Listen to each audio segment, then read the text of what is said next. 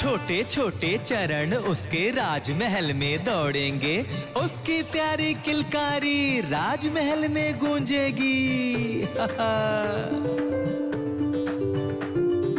वो जो हंसेगा नगर हंसेगा, उसके साथ जग झूमेगा। कल का सूरज आज ही देखो अपने राज्य में चमकेगा, वह आएगा, वह आएगा। हाँ, पहेलियां मत बुझाओ जी, ये बताओ ना कौन आएगा, कौन आएगा? अपना युवराज आएगा। देवी बधाई हो, युवराज का जन्म हुआ है। महादेवी माया माँ बन गई है।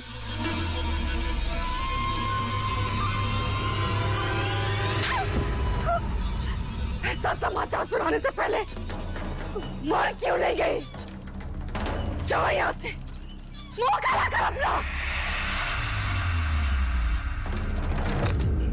ये समाचार देकर तुमने बड़ा उपकार किया है मुझ पर सूर्या। मांगो सूर्या, मांगो मांगो सूर्या, हीरे मांगो, मोती मांगो, राज्य मांगो। आज मुझसे मेरा होना मांगो सूर्या, मांगो सूर्या। नहीं नहीं महाराज, मेरे घर भी पुत्र पैदा हुआ है। जिस तरह आपने जीवन भर मुझे सारथी बनाकर सेवा का अवसर दिया है, उसी प्रकार मेरे पुत्र चन्ना को भी युवराज का सारथी नियुक्त कर दे बस महाराज। अवश्य ऐसा ही होगा महाराज। अभी तो धन अनुज अनुज मेरा वंश आ गया। हाँ महाराज, मेरा वंश आ गया। द्रोणोधन, द्रोणोधन मेरा तर्पण करने वाला आ गया, मेरा तर्पण करने वाला आ गया, मेरा वंश आ गया, मेरा वंश आ गया, मेरा वंश आ गया। महाराज आप ये क्या कर रहे हैं महाराज?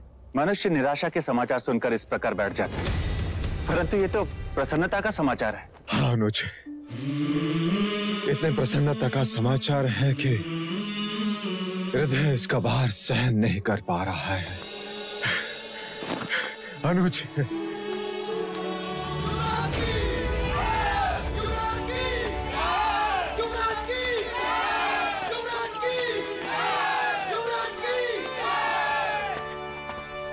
मैं महाराज शुद्धोधन और समस्त शाक्य कुल आप सब प्रजाजनों के आभारी हैं।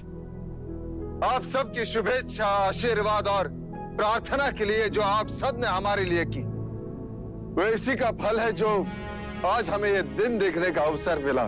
हमारे ललाट से निस्संतान होने का दुर्भाग्य मिट गया। आज सारा कपिलवस्तु राज दरबार का अतिथि है। राज्य में 3 दिन तक उत्सव होगा।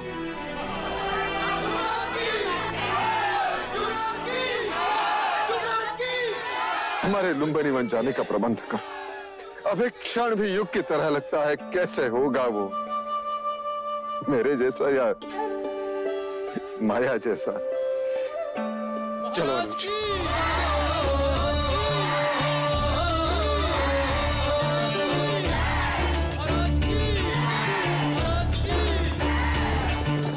सुख जितना उतना ही दुख है, जितनी रातें उतनी भोर।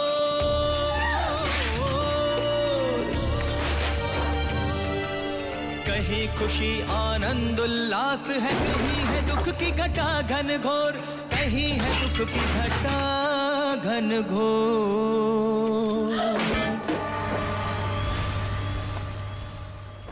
छोटी महादेवी, लगता है हमें शीघ्र देवता पहुंच जाना चाहिए। देवता नहीं, प्रजापति, मेरी इच्छा कपिलवस्तु जाने की है। ऐसा ही होगा दीदी, हम कपिलवस्तु ही जाएंगे। मैं सारा प्रबंध करके आता हूँ।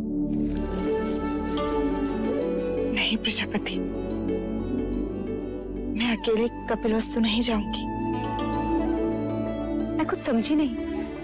मैं महाराज के साथ कपिलवस्तु जाऊंगी। महाराज? किंतु महाराज तो कपिलवस्तु के द्वार पर हमारी प्रतीक्षा कर रहे होंगे। नहीं, समाचार मिलते ही वो कपिलवस्तु से निकल चुके होंगे।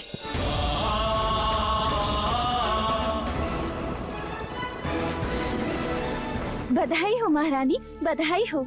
शुभ समाचार है, महाराज कुछ ही घड़ियों में लुम्बिनी पहुंचने वाले हैं।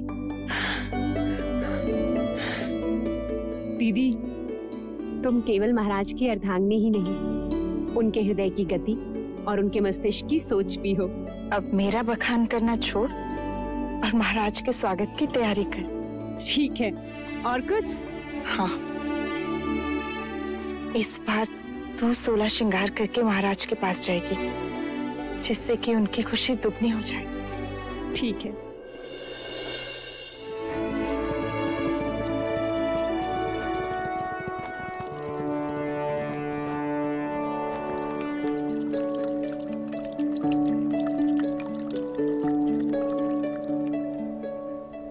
महाराज को संतान के सौभाग्य की बधाई हो। अब इन औपचारिकताओं को छोड़ो और उस सत्य को दिखाओ जो इतने बरसों से मेरे सपनों में भेस बदल कर मुझे सताता रहा है।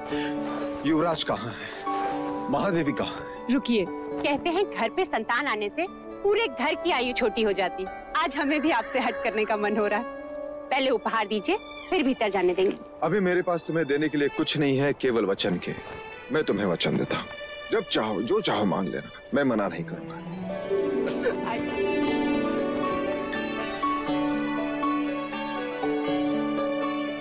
महादेवी को पुत्र की बधाई हो। कैसी हो मामा?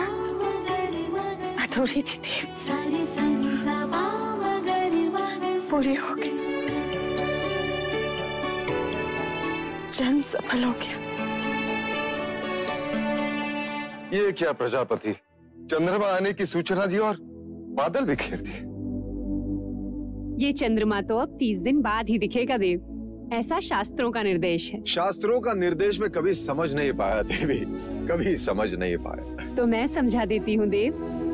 कहते हैं प्रसूति के बाद स्त्री दुर्बल हो जाती है और पुरुष मिलन के लिए आतुर। पति पत्नी को ना सताए और आने वाले संतान के साथ माँ का एक रिश्ता बने। इसलिए 30 दिनों तक माँ और संतान दोनों को अकेले ही रहना चाहिए। ऐसा वैदिक विज्ञान और ब्राह्मण दोनों ही कहते हैं। ठीक है, मैं उसे देख नहीं सकता, कम से कम उसे छू तो सकता हूँ। अवश्य।